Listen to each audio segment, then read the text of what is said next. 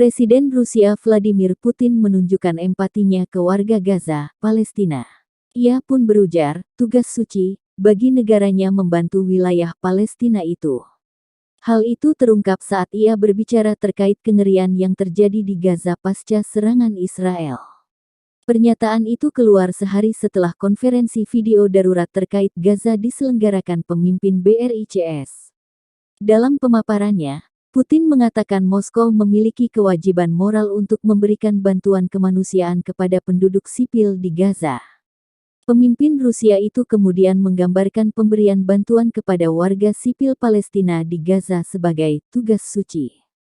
Ini adalah misi yang sangat penting, bersifat kemanusiaan, dan mulia. Kita perlu membantu orang-orang yang menderita akibat kejadian yang sedang berlangsung. Sebelumnya, ia mengatakan kepada para pemimpin BRICS bahwa dirinya tersentuh oleh video yang menggambarkan anak-anak Palestina dioperasi tanpa anestesi. Kematian ribuan orang, ujarnya, adalah keprihatinannya yang paling mendalam. Ketika Anda melihat bagaimana anak-anak dioperasi tanpa anestesi, hal ini tentu saja menimbulkan perasaan yang sangat istimewa, tambah Putin. Sementara itu, terkait target jangka panjang, Putin juga ingin melihat perdamaian abadi di wilayah tersebut. Menurutnya, ini hanya dapat dicapai berdasarkan resolusi PBB sebelumnya yang menyerukan pembentukan dua negara, Israel dan Palestina. Menurut Putin, negara-negara anggota BRICS lainnya harus mempunyai pendirian yang sama dengan Rusia dalam banyak hal. Seperti yang ditunjukkan oleh cara mereka memberikan suara di Majelis Umum PBB. Kelompok ini dapat memainkan peranan yang penting, catatnya. Konflik antara Israel dan Hamas pecah pada tanggal 7 Oktober silam.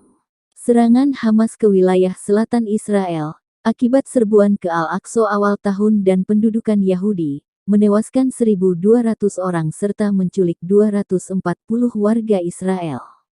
Pemerintah PM Benyamin Netanyahu kemudian membalas dengan melakukan pemboman sporadis ke wilayah Gaza hingga hari ini.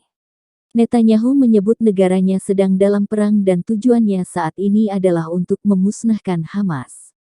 Meski mengaku menargetkan Hamas, serangan Israel nyatanya telah membawa kerusakan besar bagi warga sipil. Sejauh ini, jumlah korban sipil yang tewas di Gaza telah mencapai sedikitnya 14.000 jiwa, dengan porsi besar jumlah itu berasal dari kelompok usia anak-anak. Direktur Eksekutif UNICEF Catherine Russell mengatakan kepada Dewan Keamanan PBB bahwa jalur Gaza adalah tempat paling berbahaya di dunia bagi anak-anak.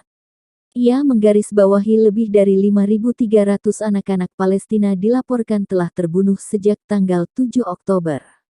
Dampak sebenarnya dari perang terbaru di Palestina dan Israel ini akan diukur dari kehidupan anak-anak, mereka yang hilang akibat kekerasan dan mereka yang selamanya berubah karenanya, katanya. Tanpa adanya penghentian pertempuran dan akses kemanusiaan penuh, kerugian yang ditimbulkan akan terus meningkat secara eksponensial, ujar Ruseli.